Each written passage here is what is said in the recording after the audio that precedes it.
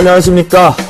주말 푹 쉬셨습니까? 저 주쌤 김도영이 오늘 월요일 방송 주식 승천으로 인사드리러 왔습니다. 주말에 너무 많이 추웠었던 것 같은데요. 그 추위가 하늘도 꽁꽁 얼게 했나요? 오늘 서울 경기권에 드디어 첫눈이 내렸습니다. 아침 뉴스에서는 한라산 쪽의 꽃눈을 보면서 그 경치가 사람의 마음을 설레게 했었다고 하는데요. 오늘 서울 경기권에 드디어 첫눈을 좀 내렸습니다. 강풍도 좀 동반을 한 것 같겠고요. 여전히 이제 초겨울 날씨이다 못해서 중간치의 겨울 날씨가 벌써 선뜻 다가오고 있는 것 같습니다. 그런데 이걸 눈을 그냥 즐길 수만은 없을 것 같습니다. 이 눈덩이가 우리 계좌들의 수익 구조를 가져오는 돈덩이라면 참 좋을 텐데요. 올해 겨울에 상당히 많은 눈이 온다고 합니다. 월동 준비 조금 더 철저히 하셨으면 좋겠고요. 특히 자동차 운전을 좀 많이 하시는 분들은 안전사고에 유념 없이 늘 안전한 운전하셨으면 좋겠습니다. 자, 첫눈과 함께 시작됐다라는 거, 늘 우리가 일상에서 첫발, 첫 내디듬, 첫이라는, first라는 단어를 쓸 때는 늘 흥분이 되고 희망을 찾게 됩니다. 자, 월요일을 시작하는 첫날, 우리가 첫눈과 함께 시작을 하게 됐으니까요. 이제 연말 폐장일까지 얼마 남지 않은 거래일수인 것 같습니다. 이때 더더욱더 알차게 잘 마무리를 해서 내년 잘 보내고 연말연시 준비해 보도록 하겠습니다. 지금부터요, 주식승천과 함께 기분 좋은 첫눈이 온 날 본격적으로 전략과 시황관을 들으러 출발해 보도록 하겠습니다. 유가증권 시장 같은 경우에는 역시 해외발 훈풍이 있었음에도 불구하고 갭상승 말고는 먹을 잔치는 좀 없었습니다. 그래도 5.17포인트 상승 마감한 2010.81포인트로 거래를 마치는 모습이었고요.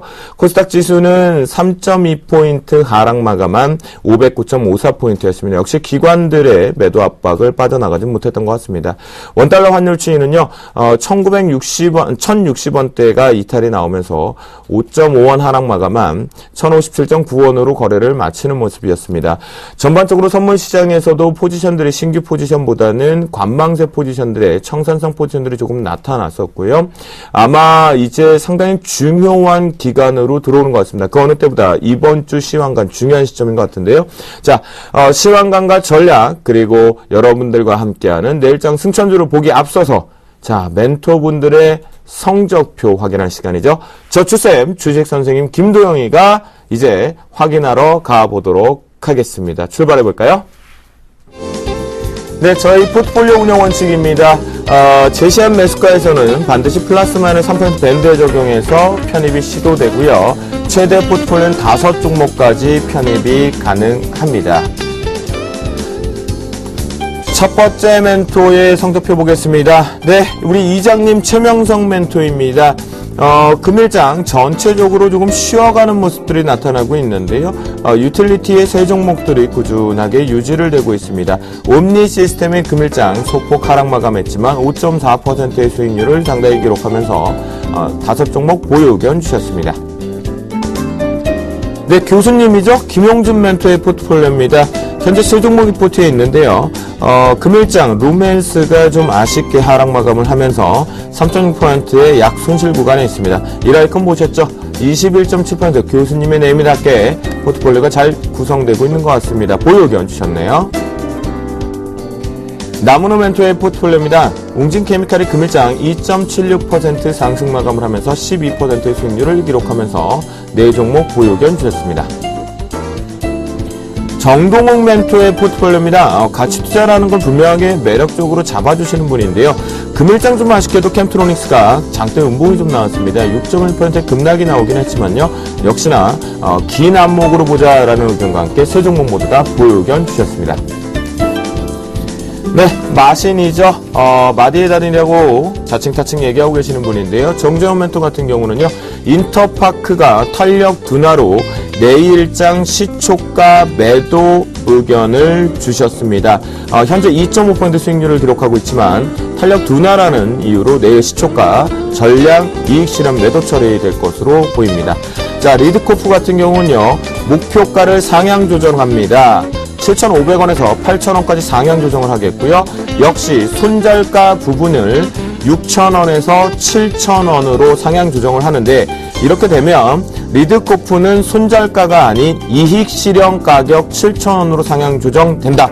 아마 예병군 멘토가 이런 전략을 좀 많이 쓰시는데 같은 대응법인 것 같습니다. 그러면서 현재 4종목 보유 의견 주셨습니다. 이상로 멘토의 포트폴리오입니다. 역시 오늘 중소형주 상당히 좋지 못했던 것 같은데요. 에버담이 2.9% 하락 마감하면서 4.3% 수익률을 기록합니다. 하지만 벽산이 21% 수익률을 기록하고 있으니까요. 세 종목 모두 다 보유 의견 주셨습니다. 이드코 멘토의 포트폴리오입니다. 역시 KMW가 4.7% 하락하는 모습. 오늘 중소형주들 상당히 위축되어 있던 부분인 것 같은데요. 자, 대한유화 같은 경우는요.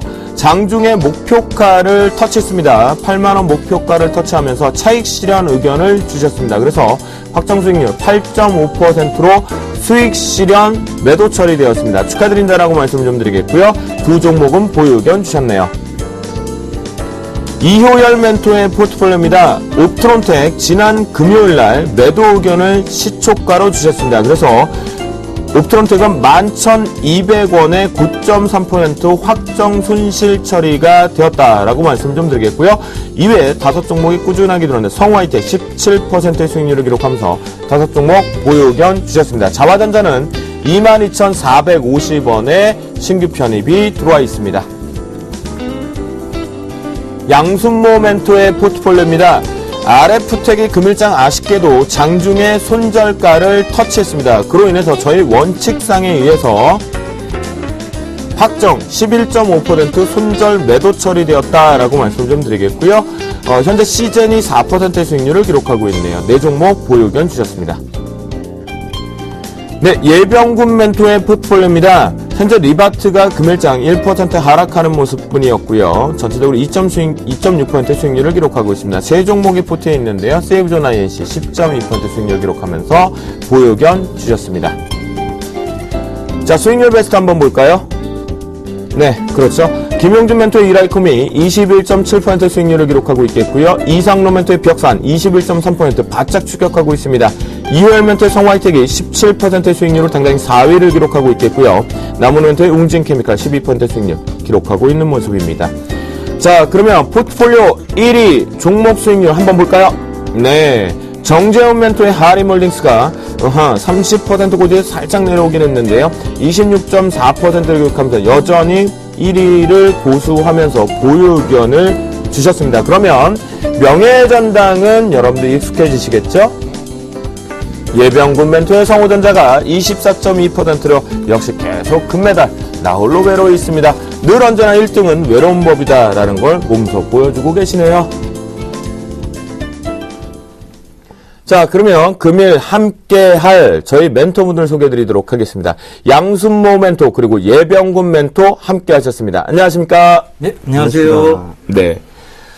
두 분 앞에서 저희가 오프닝에서 저는 사실 첫눈을 못 봤어요. 네. 양순모 멘토는 뭐 첫눈 보셨습니까? 네, 저도 이제 그 장중에 이제 내리더라고요. 그래서 저도 네. 이제 창문으로 살짝 보고 그 첫눈을 맞지는 못했습니다. 네. 그래요. 예병군 멘토는요? 예, 저는 화장실 가다가, 더 급하게 화장실을 뛰어가는데, 뭐, 옆에서 희끗희끗한 것들이 날리더라고요. 그래서, 이게 첫눈이구나. 그러면서, 네. 조금, 까딱 잘못하면 큰 실수할 뻔했습니다. 그 눈 맞다가. 예, 근데 실수는 안 했고요. 근데 눈이 참, 주는 의미가 나이가 들수록 조금 달라지는 것 같더라고요.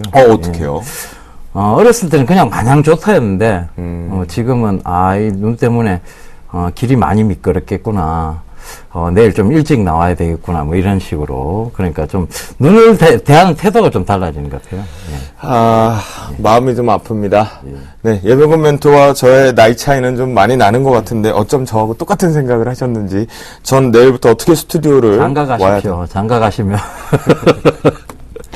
네, 제가 진짜 고지를 해드려야 될 것 같은데요.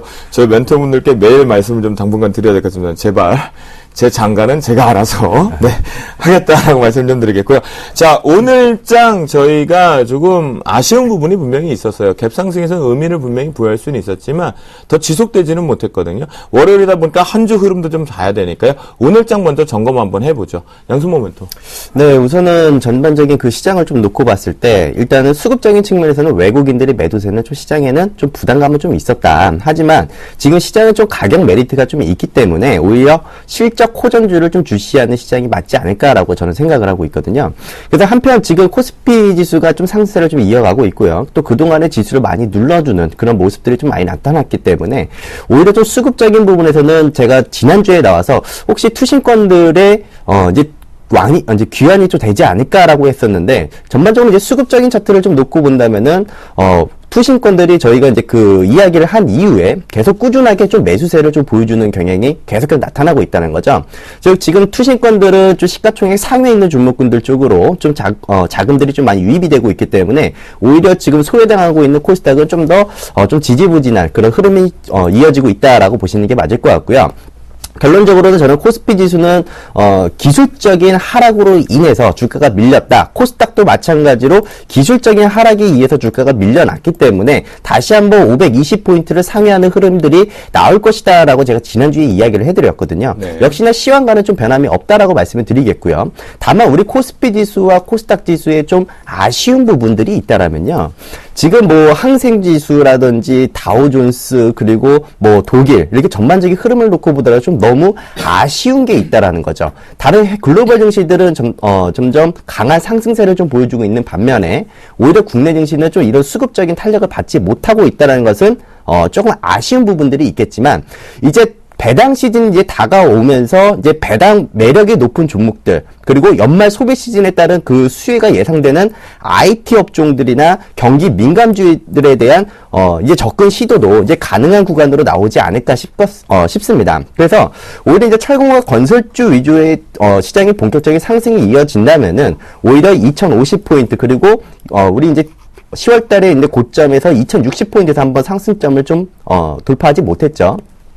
그래서 2060포인트를 좀 이제 회복하는 모습들이 조금씩 나와주지 않을까. 오히려 우리가 너무 부정적인 측면보다는 앞으로에 대한 좀 긍정적인 밝은 부분들을 우리가 기다려보자라는 말씀을 좀 전해드리고 싶습니다. 네, 그렇군요. 양수모 멘토 같은 경우는 여전히 좀 저가 부근에 그러니까 기술적으로 하락이 또다시 나올 경우에는 저가 매로 자신 있게 매수를 하자라는 의견으로 긍정의 부분을 좀 보았다라고 얘기를 해주시는데요.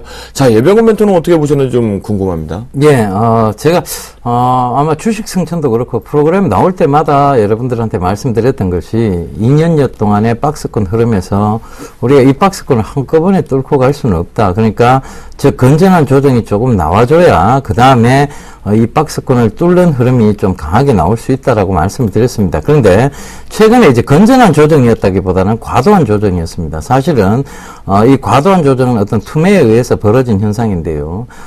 이렇게 과도한 조정, 즉 우리가 흔히 증시 격언에 이런 말이 있습니다. 골이 깊으면 산도 깊다는 얘기가 있죠, 그죠? 그래서 과도한 조정이 나오다 보니까 빠른 회귀 구간이 지금 또 나왔는 거예요. 그래서 건전한 조정이 나왔으면 오히려 여기서 또 빠르게 진행돼서 2050 그 박스권 상단을 뚫고 가면서 건전한 흐름들이 이어질 것으로 보입니다만 지금은 오히려 어떻게 보면 이 너무 과도한 조정 구간에서 다시 재상승을 해야 되기 때문에 이런 부분에서 어떤 또 매물대가 또 형성이 됐고 그러다 보니까 그런 부분들이 좀 막힐 거예요. 그래서 오늘 제가 그 종합주가지수 차트 보면서 좀 설명을 드리겠습니다. 네. 결과적으로는 이제 이게 종합주가지수의 주봉을 제가 좀 보여드릴게요. 주봉을 확대해서 이래 보면 2년여 동안이에요. 2년여 동안 이 박스권 내에서 놀았단 말입니다. 그죠? 그런데 이 박스권을 한꺼번에 뚫고 갈 수는 없다라고 분명히 말씀드렸고, 여기서 조정 들어왔습니다. 그런데 이런 부분들이 너무 과도했죠. 그죠? 그렇다 보면 또다시 어떤 이 매물대를 쏘아야 되는 구간 또 나올 겁니다. 그래서 오늘 코스닥 참 재밌었습니다. 코스피장은 계속 조금 강하게 상승 구간에 계속 머물러 있었는 반면 코스닥에서 기간에 이제 IT 쪽에서 묻지마 매도 형식의 어떤 투매가 나왔고 그런 점들이 굉장히 조금 좀 아이러니하게 작용을 해서 했습니다. 그러니까 그런 점들로 봐도 지금 바로 또 갈 수 있는 장이냐고 보면 그게 약간의 이제 의구심을 품게 될 수 있는 그런 장이었던 것 같습니다. 네, 예. 그래요. 그리고 이제 두 분과 함께 각자만의 그 전략 시황관 쪽에서 시장을 오늘 대응했던 부분도 살짝 볼 수 있었는데요. 사실 오늘 핵심적인 부분은 우리가 읽어봐야 될 건 두 가지 측면이 시장의 훈풍은 좀 들었던 것 같아요. 하나 같은 경우는 중국 산화 제한 부분에 의해서 매입음 가능성, 그에 따른 중국 대수혜주, 소비 수혜주들의 강한 상승세가 좀 보여주는 모습이었고요. 그와 또 다른 것이 하나 있었죠. 어제 이제 저는 먹거리가 드디어 나왔다라고 생각을 했었던 동부그룹의 구조조정 부분 내용이었습니다. 그런데 아침에 그냥 가서 이렇게 쳐다만 볼 수밖에 없었던 것 같은데요. 자, 그런데 앞으로 기대감이 되는지 가져도 되고 그다음에 눌림 매수가 충분히 가능한지 저는 개인적으로는 분명히 가능하다라고 동부그룹주 보고 있거든요. 두 분께 한번 여쭙겠습니다. 오늘 동부 하이텍 그리고 동부 C&I, 동부 제철 같은 경우는 바로 막판 부근까지 상승으로 상한가 마감을 했는데요. 자, 예병근 멘토 동부그룹주 구조조정 정리되고 나면 지금 현재 기준점에 기술적으로 예각기법에서도 타이밍 노릴 수 있는 겁니다. 예, 충분히 노릴 수 있는 구간입니다. 그리고 동부그룹이 어떤 재무 구조를 개선하고 그다음에 어떤 건전성을 확보한다는 측면에서 봐도 동부그룹주 같은 경우에 여러분들이 충분히 관심을 가질 수 있는 그런 영역입니다. 근데 아직 증권주가 이제 오늘 유일하게 이제 상한가를 못 갔죠, 그죠? 동부증권은 조금 눌림 윗꼬리를 달면서 마감을 했는데요. 증권주 같은 경우 아직 금융 쪽이다 보니까 조금 불안한 감이 없지 않아 있습니다. 그런데 지금 동부 C&I라든가 동부 제철 이런 쪽은 건설 쪽도 아직은 조금은 강하다고 보기는 힘들기 때문에 동부 제철하고 동부 C&I 쪽을 조금 더 눈여겨 보시는 것이 현명한 전략 같습니다. 충분히 재무 건전성 확보의 차원으로 가는 부분이기 때문에 가능한 얘기라고 보여집니다. 네. 그럼 양소모 멘토는요? 저도 일단 강한 강도의 일단 구조조정을 통해서 기업에 대한 일단 리스크를 좀 많이 줄인 점은 일단은 긍정적인 부분이라고 놓고 보고 있고요. 네.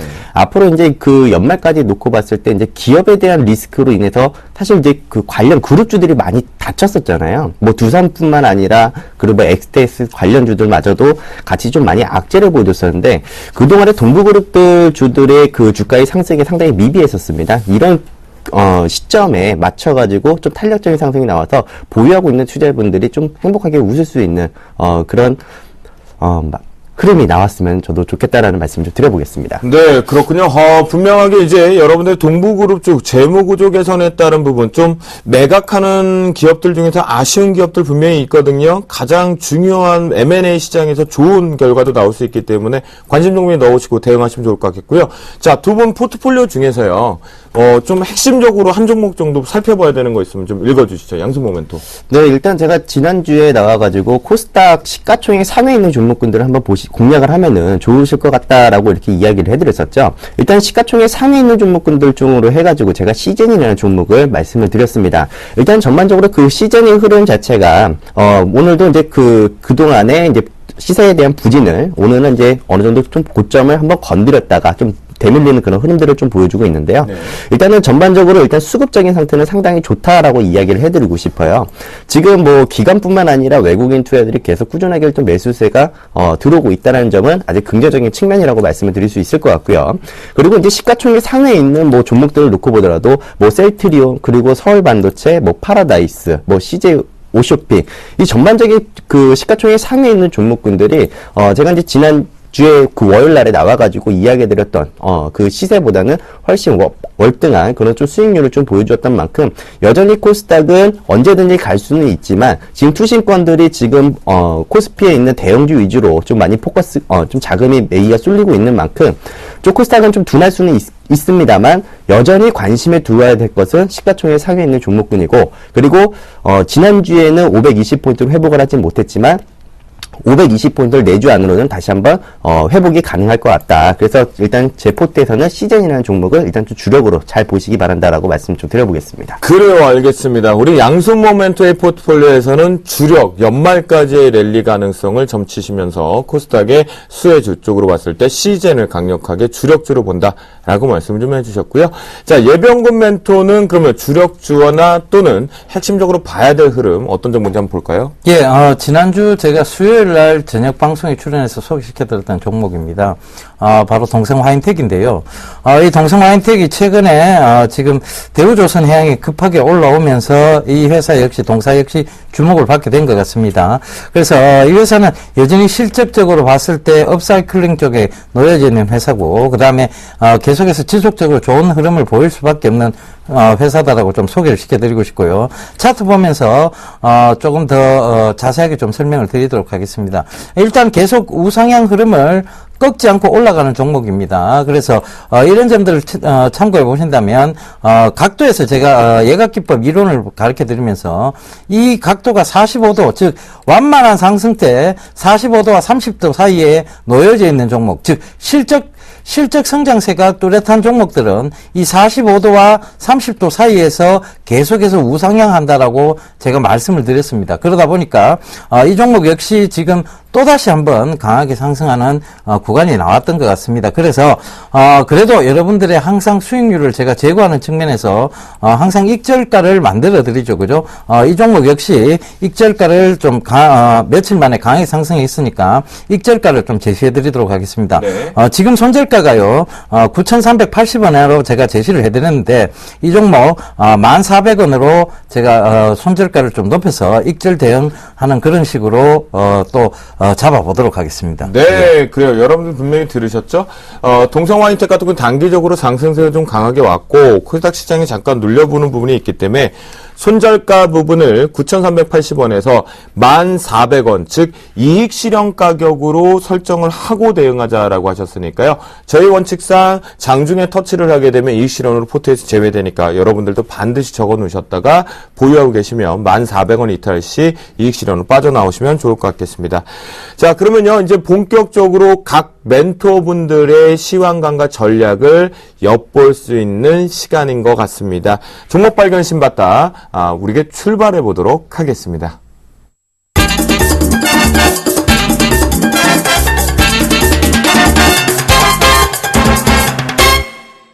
네, 오늘은 첫눈이 온 그날, 그리운 그녀, 그리운 그 남자가 아니라 이 두 분들은 이 첫눈이 오는 속에서 시장을 분명히 보셨을 겁니다. 왜냐하면 시청자분들과 저출생을 비롯해서 여러분들에게 전략 또는 선물 보따리, 연말 선물을 주기 위해서 하셨을 것 같은데요. 어떤 이슈를 가지고 대응을 하시고 그에 따른 탑픽 종목을 뭘로 선정했는지 되게 궁금한 시간인 것 같습니다. 자, 그러면요, 오늘 예병군 멘토가 오늘 이슈를 준비하셨다고 하니까요. 한번 들어보도록 하겠습니다. 예, 오늘 중국 증시는 정부가 실시할 사회 개혁에 대한 기대감을 크게 상승하는 모습을 보였습니다. 이 같은 주가 급등은 중국의 제18기 3차 중앙위원회 전체 회의에서 통과된 개혁안에 대한 기대감이 확산된 데 따른 것으로 풀이되고 있는데요. 개혁안에 따르면 중국 정부는 1가구당 1자녀만 갖도록 하는 한 자녀 정책에서 부모 중 한 사람이라도 독자일 경우 2자녀를 허용하는 단독 2자녀 정책으로 선회했습니다. 또 농민의 토지 소유권을 보장하는 등 민생개혁 방안을 밝혀 국내에서 상당히 진전된 개혁안이라는 평가를 받았는데요. 시진핑이 내놓는 개혁안에 대해 투자자들은 낙관적인 모습을 보이고 있는 상황입니다. 네, 그렇군요. 자, 지난번에 3중전에 얘기를 하시면서 상당히 중요한 시점에서 결과가 나왔습니다. 분명히 반등이 분명했고 돈이 되는 이슈였거든요. 자, 이에 따른 종목 발견 신봤다. 예병군 멘토의 탑픽 종목은요? 예, KG 이니시스 들고 나왔습니다. 네, KG 이니시스를 말씀하셨고요. 자, 양손모 멘토는 종목 발견 신봤다. 탑픽 종목은요? 매일 유업을 가지고 나왔습니다. 아하, 매일 유업을 가지고 나오셨군요. 자, 그래요. 여러분들, 상당히 여러분들께서 이 이슈를 하고 기사화를 했던 부분에서 발췌하는 내용이 쉽게 관광에 넘어가실 수도 있는 이슈는 분명히 맞을 수 있습니다. 그런데요. 자, 이걸 놓치지 않고 우리 시청자분들이 적어서, 아하, 그 포인트를 적어 놓으신 분들은 분명히 계좌가 계속 불어나고 있으실 겁니다. 전 믿어 의심치 않거든요. 그만큼 돈이 되는 정보, 그 돈이 되는 정보가 저희 방송을 통해서만 노출이 되고 있죠. 어느 타사도 이런 이슈들을 잡아 끌지는 못합니다. 탑픽 종목도. 분명하게 여러분들의 타사와 비교하셔도 된다. 여러분들의 계좌가 승천되는 코너다라고 말씀드리겠는데요. 그래요. 지난번에 예병군 멘토와 정재현 멘토가 3중전에 대해서 타이밍을 잘 봐야 된다. SOC 부분도 얘기를 했고요. 또한 소비 쪽으로 보자라고 했는데 역시나 우리가 경제방송에서 증권방에서 가장 최초로 삼중전해에 대한 내용을 포인트로 이슈로 잡아드렸었거든요. 그것이 먼저 선취를 했다면 충분히 지금 수익을 챙기고 있는 구조입니다. 예병구 멘토, 산화제한 얘기 쪽으로 좀 집중해서 주시긴 하셨는데요. 이 삼중전해 결과들 조금 보고요. 그에 따른 이제 타픽 종목이 왜 KG이니시스가 되었는지 한번 들어볼까요? 예. 일단 삼중전해, 즉, 이 삼중전해가 이제 우리 시장에 미칠 영향에 대해서 먼저 좀 살펴봐야 될 것 같습니다. 네. 첫 번째로 여러분들께서 제가, 종합주가지수 차트를 보면서 비교해 가면서 좀 설명을 드리도록 하겠습니다. 조금 전에 보여드렸던 종합주가지수 주봉 차트입니다. 그런데 요걸 2012년부터 13년도까지, 지금까지 이렇게 확대를 해서 보는 것과, 그 다음에 해외 증시 차트에서 바로 이게 상해 종합 주가 지수 주봉 차트인데요. 주봉 차트에서 2012년도하고 13년도를 딱 비교해 보면, 이렇게 확대해서 보면 조금은 비슷한 측면이 없지 않아 있습니다. 이 얘기가 뭐냐 하면, 결과적으로 상해 종합이나 대한민국 증시나 별 2년 동안 크게 재미도 없고 그렇다고 크게 오르지도 못했고 크게 떨어지지도 않았다는 얘기입니다. 이 얘기는 뭐냐면 결국 우리 증시가 가기 위해서는 중국 증시가 제대로 가야 된다는 결론이 조금 나오는데요. 도출을 해볼 수 있을 것 같습니다. 그래서 이 중국 증시가 제대로 가기 위해서는 중국 정부의 어떤 규제책이 조금 많이 완화가 돼야 되는데 시진핑의 어떤 강력한 개혁 개방의 의지를 이번에 조금 볼 수 있었습니다. 개혁 개방 없이는 성장이 없다라고 분명히 밝혔거든요. 그렇다는 것은 결과적으로 개혁 개방을 계속할 것이고 거기에 따라서 소비 정책 굉장히 조금 완화시킬 그런 전망들이 지금 보이기 시작하고 있습니다. 벌써 지금 산화 정책이라든가 산화 제한 정책 완화시키고 하고 있지 않습니까? 그리고 농업 부분에서도 지금 토지 소유권 등 이런 부분에서 완화시켜 들어가는 측면들. 그렇다면 이 중국 증시가 되살아 돌아 올라간다면 즉 우리 증시도 이와 발맞추어서 이제 2054 박스권 상단을 뚫고 이제 2100, 2200을 갈 수 있지 않느냐. 즉 중국 증시의 어떤 힘을 좀 빌려야 되지 않느냐. 그런 측면에서 바라보셔야 될 것 같습니다. 그리고 KG니시스 이유까지 좀 얘기를 할까요? 아니면 잠시 뒤에 좀 얘기 듣고 한번 해보죠. 저는 그 양수 모멘텀님 얘기 먼저 듣고 제가 KG니시스를 좀 설명해야 될 것 같아요. 그렇죠. 특히나 이제 뭐 중국 쪽뿐만이 아니라 우리나라도 어느 시점에서는 이제 정책에 대한 시세 분출들이 좀 나오잖아요. 근데 중국이라는 나라는 사실 정부의 정책에 의해서 시세 분출이 더더욱 더 많은 종목군들에서 좀 나왔던 모습이었거든요. 이번 분명하게 이 삼중전해에 대한 결과치에 대한 정책 보고는 상당히 의미를 많이 크게 부여할 수 있을 것 같은데요. 연수가 지금 올해 얼마 남지는 않았지만 중국 시장 강한 상승대로 무조건 가겠다라는 건 아니겠지만 이로 인해서 내년부터는 제대로 된 개혁 디딤돌이 될까요? 일단은 그 중국이 일단 금융 개방을 했습니다. 이번에 발표한 거는 금리와 환율에 대한 자율화를 일단 발표를 했다라는 것이고요. 그 부분들은 일단 시장의 유동성이 시장이 풀릴 수 있다라는 것이고 자금을 풀겠다라는 것으로 해석을 하시면 되거든요. 저는 오히려 지금 이제 중국 펀드를 이제 뭐 한 2년 전, 3년 전에 들고 가셨던 분들은 엄청난 큰 손해를 보셨을 거라고 생각을 하거든요. 저는 오히려 지금 현재 시점에서는 중국 시장이 이제 반등에 대한 타이밍을 보시고 오히려 중국 펀드들도 이제는 매수에 대한 시점으로 보시는 것도 나쁘지는 않다라고 좀 보여지고요. 여기에 농민토지거래세부터 일단 호적제도가 개혁 그 예상보다 구체적으로 언급이 됐다라는 것은 일단 해당 테마에 대한 일단 시장 기대에 대한 점화도 우리가 한번 예상을 한번 해볼 수 있다라고 저는 생각을 하고 있거든요. 다만 지금 관심이 그동안에 우리가 좀 많이 보고 있었던 국유기업에 대한 개혁안들이 오히려 좀 기대 이하치로 좀 나왔기 때문에 일단은 뭐 독점 산업에 대한 민자 개방은 시장 기대치에 좀 이하로 좀 내려와 있다. 하지만 우리 국내 시장에서 오늘 그 가장 큰 이제 모멘텀을 좀 받았던 것이 아까 이제 얘기해드렸던 중국이 산화 제한에 대한 정책 완화에 대한 이제 기대감을 좀 말씀드리고 싶거든요.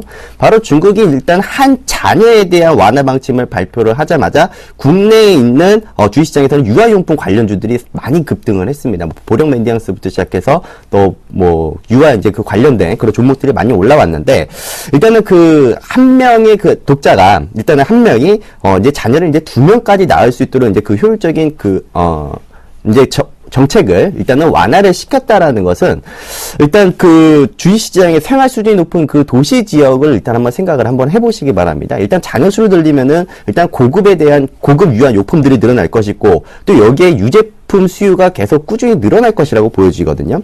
그래서 일단 이에 따른 이제 그 중국 기업의 만약 그 시장에 진출하고 있는 그 메일 유업을 저는 이번에 좀 포커스로 좀 가지고 나온 그 이유라고 말씀을 좀 드리고 싶고요. 또 더불어서 이번에 유제품에 대한 그 인상 효과도 나타나면서 분유 수출에 대한 고성장 기대감.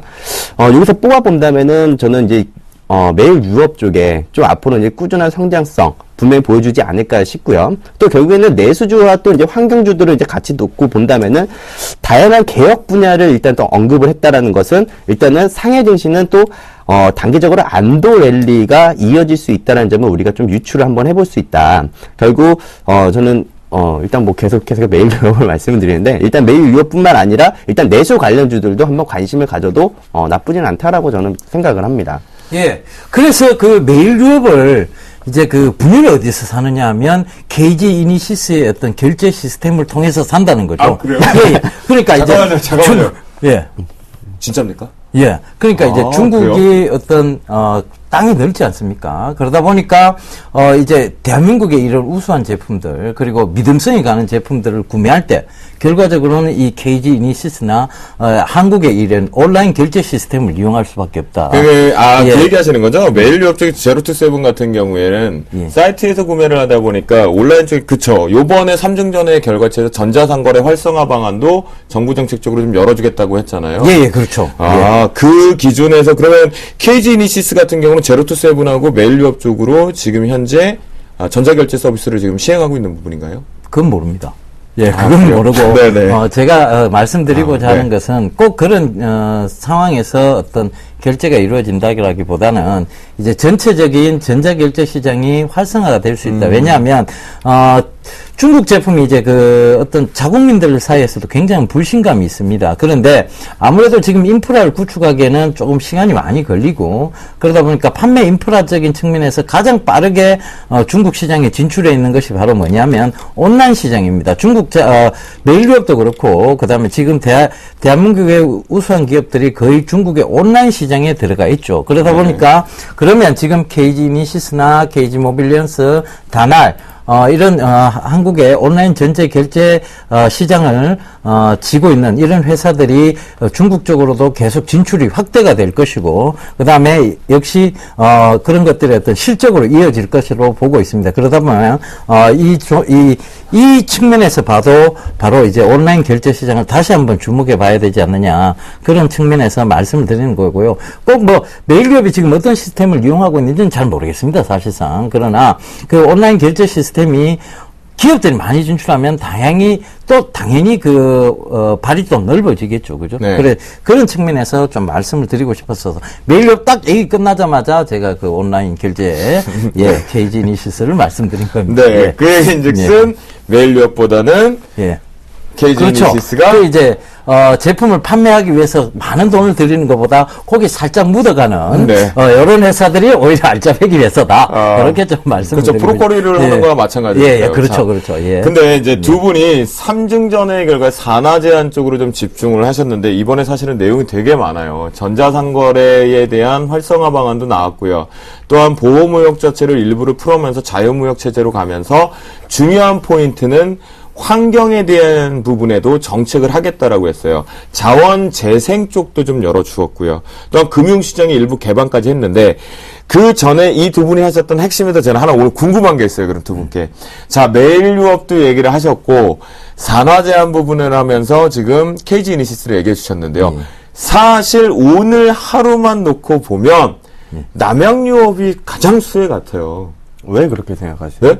오늘 주가의 위치만 보도 메일 유업은 꼬리를 달고 몸통을 많이 내려왔고요. 제로투세븐도요. 네. 근데 남양 유업은 같은 분야인데 예병 멘트. 근데 남양 유업은 오늘 4%의 강한 상승세로 그냥 마무리를 졌거든요. 그래 따지면 아가방 컴퍼니가 이제 네. 그러니까 그러니까, 그 강하다고 봐야 되는데 네. 사실 그 메일 유업은 꾸준한 어떤 성장세를 보고 아마 양순문 멘토님께서 들고 나오신 것 같고요. 그 다음에 또 메일유업의 자회사가 어떤 그 지금 남양유업을 갖지 못하고 있는 거예요. 사실은 그렇죠. 제로투세븐은 0세에서 7세까지의 유아용품들이거든요. 네. 이런 부분들이 어떻게 보면 아가방 컴퍼니하고도 좀 중복이 되는 부분이고 네. 보렉 메디앙스하고도 중복이 되는 부분입니다. 그래서 다양한 측면으로 보면 저는 이제 그 양순문 멘토님께서 메일유업을 더 오히려 더 잘 들고 나오신 게 아니냐. 왜냐하면 남양유업은 잠깐 어떤 반등을 줄 수는 있으나 예각 기법의 이론에 봐도 메일유업이 훨씬 또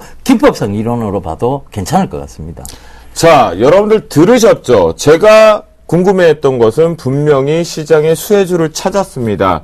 아침 출발 때는 시세 분출이 강했었습니다. 하지만 음봉으로나 또는 윗꼬리가 되면 장대 음봉의 거래량 수반에서 위축돼 버렸었죠. 지금 메일유업을 비롯한 뭐 제로투세븐도 해당이 될 수 있고요. 그런데 두 분이 뭐라고 얘기를 하셨습니까? 일일비하지 말아야 될 것을 분명히 드린 겁니다. 남양유업이 강한 상승세로 종가가 고가로 마무리됐다고 하더라도 그 부분을 볼 것이나 좀 더 먼 관점을 보고 대응을 하셔야 된다라는 거죠. 성장성의 안정성 또는 기술적 분석을 하는 데 있어도 뭐 예각 기법도 좀 얘기 나오는 부분처럼요. 반드시 여러분들께서 참고하셨으면 해서 제가 질의를 한번 드렸고요. 상당히 중요한 시점인 것 같아요. 두 분한테 마지막으로 하나 여쭤보겠습니다. 이 삼중전에 대한 결과치가 오늘 결과가 하나 나왔지만 이건 큰 그림의 두리뭉실 솜사탕 정도에 나온 거죠. 12월 15일 앞으로 조금 더 걸립니다. 앞으로 한 달 정도 남은 것 같은데요. 4주 미만 속에서 구체적인 각 정책별 개혁안들이 지금 도출이 될 준비를 하고 있는데요. 두 분께 하나만 여쭤볼게요. 최대 수혜가 나올 수 있는 정책이 뭘지, 그에 따른 우리나라의 업종을 보자면 어떤 걸 보는지 양수모 멘토. 저는 일단 내수 관련주들 좀 유심히 보고 있습니다. 중국 내수 소비재 쪽이요? 아니면 그러니까 중국 쪽에 대한 바로 이제 내수 수혜주들은 나오진 않을 것 같고요. 일단 우리 국내 쪽으로 일단은 내수 쪽, 그러니까 즉 중국의 일단 시장이 활성화가 됐을 때 우리 쪽이 이제 가장 큰 수혜를 받는 업종은 일단 우리 국내에 있는 그 수출하고 있는 그런 내수주가 되지 않을까 싶습니다. 그럼 그게 예를 들면 네. 뭐 락앤락 뭐 이런 소비재 쪽을 말씀하시는 건지. 일단 소비재 쪽보다는 음식료 쪽. CJ 제일제당과 뭐 대상 이런 쪽을. 네, 그런 쪽으로 많이 좀 시작이 될 것 같고요. 그리고 이제 쇼핑 관련주들 쪽도 한번 활기를 좀 한번 쳐주지 않을까. 왜냐면 이제 그 전자 그 결제 시스템도 많이 이제 활성화되기 시작을 네. 하고 이제 여러 가지 정책적인 부분들을 많이 오픈을 해준다라면은 오히려 이제 그 쇼핑 쪽도 한번 관심을 가질 수가 있다. 결국 쇼핑이 이어진다는 것은 결국 이제 시장을 어느 정도 이제 그 커버징을 해줄 수 있는 네. 그런 이제 내수 관련주 쪽으로 포커스가 잡힐 것이다라고 정리를 해드리겠습니다. 자, 연말에는 어찌됐건 힘들게 고생을 했기 때문에 지갑이 열리는 것 같습니다. 결국은 소비 쪽으로 집중을 해봐야 되지 않나라는 생각이 들고요. 예병구 멘토는요, 10월 15일 전후로 해서 분명하게 구체적 정책이 좀 나올 것 같은데요.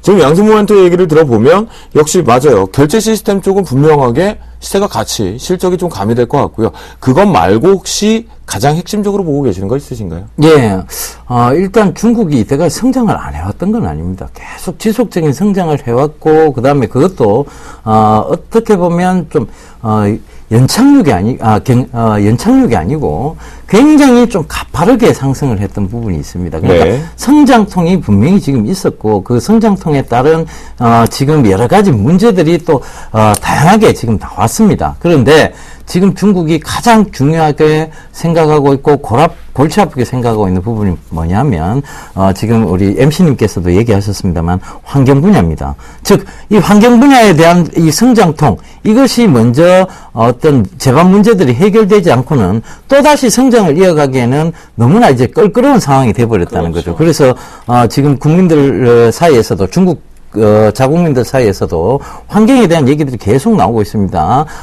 뭐 어떤 미세먼지 얘기까지 지금 나올 정도로 네. 굉장히 좀 심각한 수준에 있습니다. 그래서 일단 환경 문제에 대한 부분들 분명히 조금 수혜가 될 만한 기업들이 충분히 있을 것 같고요. 이런 환경 분야에 관해서 또 이제 화학연료 부분을 제외한 이제 전기연료 그러니까 바이오 에너지 쪽의 어떤 부분도 체크를 해봐야 될 것 같습니다. 예. 예병구 멘토. 네. 너무 많은 걸 주셨어요. 예. 자, 시청자 여러분 들으셨습니까? 전 귀가 이만해졌거든요. 무슨 얘기냐면요. 지금 저희가 삼중전의 결과를 얘기했지만 12월 15일을 전후로 해서 구체적인 개혁이 나와요. 거기에서 자, 돈이 지금 여러분들한테 여러분들 귀와 그리고 머리가 들어가는 쪽으로 지금 돈이 따라오는 걸 느끼셨습니까? 전 느꼈거든요. 미세먼지란 얘기까지 해주셨어요. 그렇죠? 자, 그 부분을 논다면요. 대단한 어쩌면 잠시 뒤에 나타날 먹거리를 우리가 먼저 금맥을 예병군 멘토와 양승모 멘토와 함께 들은 것 아닌가 싶습니다. 자, 구체적으로 여러분들이 시기적으로 이 종목을 봐야겠다고 할 때는요. 저희 주식 승천이 앞으로 저 주쌤이 선봉장이 돼서 더더욱더 상세하게 설명을 드리도록 약속을 좀 드리겠습니다. 그래서요. 이 두 분이 얘기해 주신 이슈, 예병군 멘토가 준비한 이슈였는데요. 그 부분 첫 방송으로 저희가 경쟁사 대비해서 첫 번째였죠. 그리고 다시 구체적으로 첫 번째를 진행했습니다. 정리해서 상세하게 보여드리도록 하겠습니다. 자, 중국 3중전회가 드디어 이제 끝났습니다. 일시적으로 결과물은 나왔는데 증시의 승자와 패자는 과연 누가 될 것인가? 저희는 패자보다는 승자를 찾는 게 오히려 좀 빠르겠죠? 연말 얼마 남지 않은 랠리 기준에서요. 양순모 멘토는요.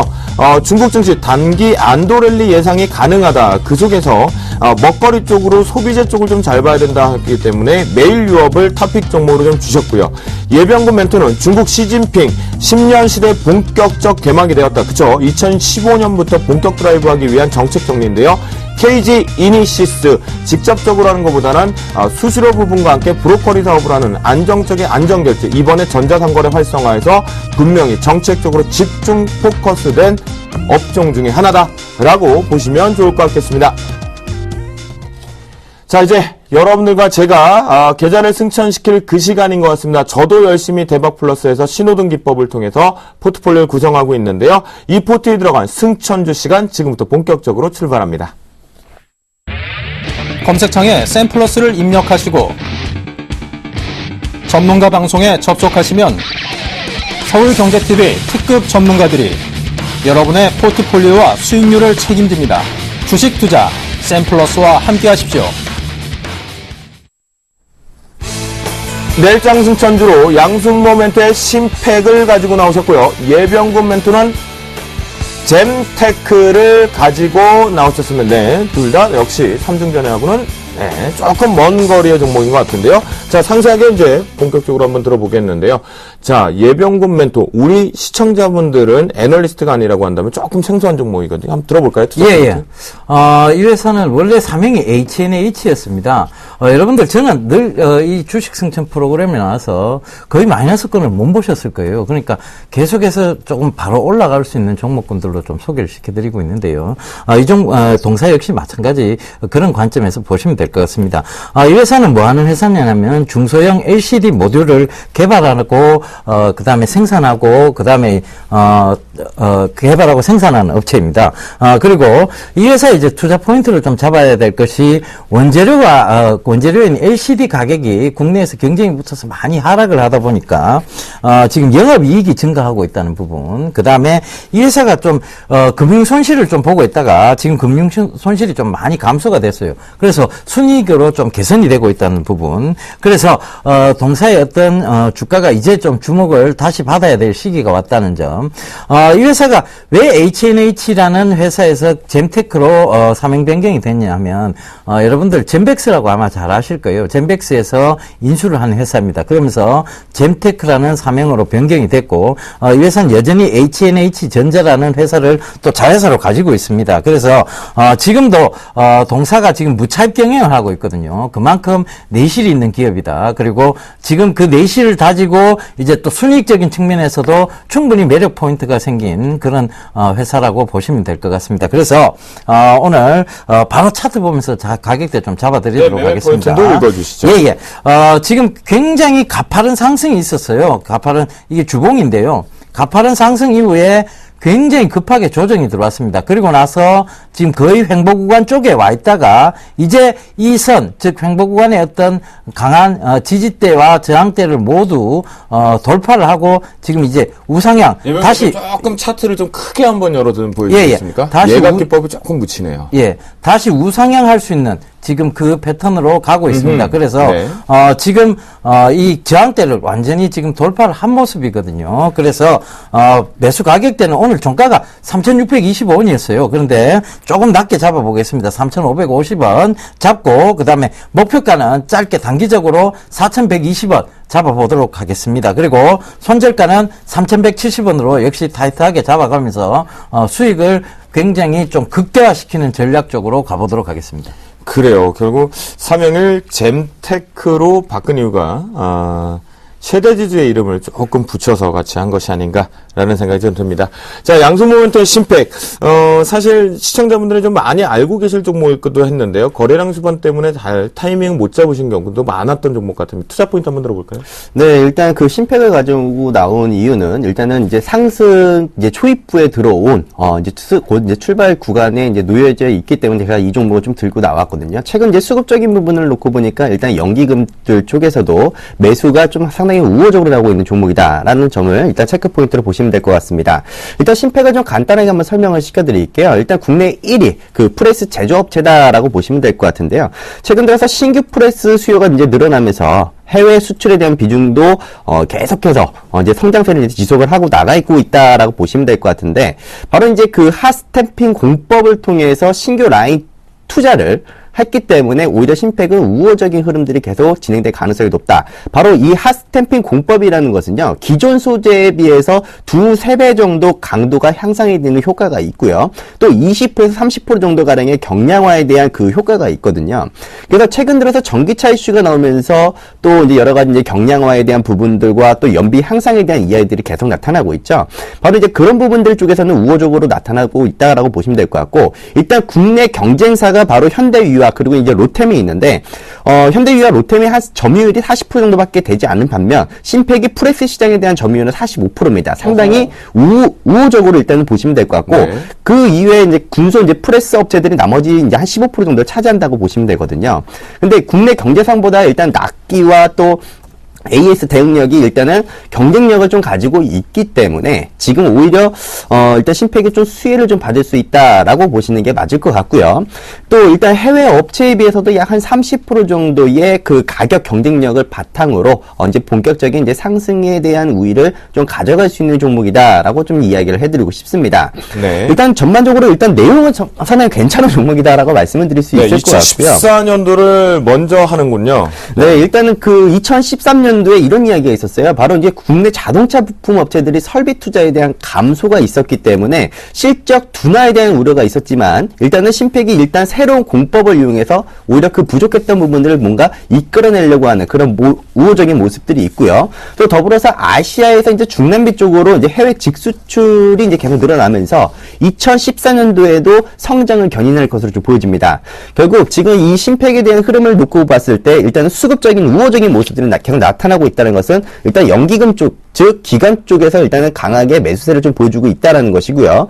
이에 비해서도 일단 외국인들이 일단 차익 실현을 좀 하는 모습이지만 전반적인 모습을 좀 놓고 본다면은 여전히 좀 우호적인 그런 모습을 좀 보여주고 있다. 심팩에 대한 비중이 크게 줄지는 않고 있거든요. 어느 정도 간헐적으로 좀 매도에 대한 부분들이 나오고는 있지만 크게 주가를 훼손하는 모양은 없다라고 보시면 될 것 같고, 차트에 대한 추세를 놓고 보더라도 이제 드디어 이 박스권 부분들을 이제 삼각세경을 이제 돌파를 하고 나오는 모습을 좀 보여주고 있기 때문에 현재 시점에서 상당히 좀 긍정적인 부분으로 놓고 볼 수 있다라고 정리를 해드리겠습니다. 그래서 네. 지금 오늘 종가 기준으로는 6,670원에 오늘 종가 마감이 됐는데요. 일단 매수가는 6,600원 수준을 한번 잡아보려고 합니다. 이제 그 6,600원 정도 이제 수준을 좀 놓고 보겠고요. 이제 목표가 기준을 이제 놓고 봤을 때 저도 일단은 좀 짧게 한번 가보도록 하겠습니다. 일단 7,100원에 일단 목표가를 제시를 해드리겠고요. 손절가는 이제 이 모든 이 추세가 끝나는 구간이 한 6,200원 정도 수준을 좀 잡고 놓고 본다면은 좀 이제 깔끔한 이제 손절가가 나오지 않을까. 완전 추세가 이탈된다고 하더라도 일단 손절 범위 내는 일단 6% 이내에서 정리를 할 수 있기 때문에 좀 우호적인 측면에서 일단은 심팩이라는 종목을 6,600원에 포트에 편입을 하겠다라는 말씀을 좀 드려보도록 하겠습니다. 그래요. 알겠습니다. 자, 오늘 승천주로 좀 들어가는 두 종목이 모두 다 영어로 좀 되어 있다라고 말씀 좀 드리겠고요. 심팩과 잼테크 부분의 대응이었습니다. 여러분 잘 따라하시면 좋을 것 같겠고요. 지금까지 우리 양순모 멘토 그리고 예병곤 멘토 함께를 했었고요. 저 주생 김도영이도 이제 진행을 마무리하고 조심스럽게 기가 준비를 해야 될 것 같습니다. 여러분 편안한 밤 보내시고요.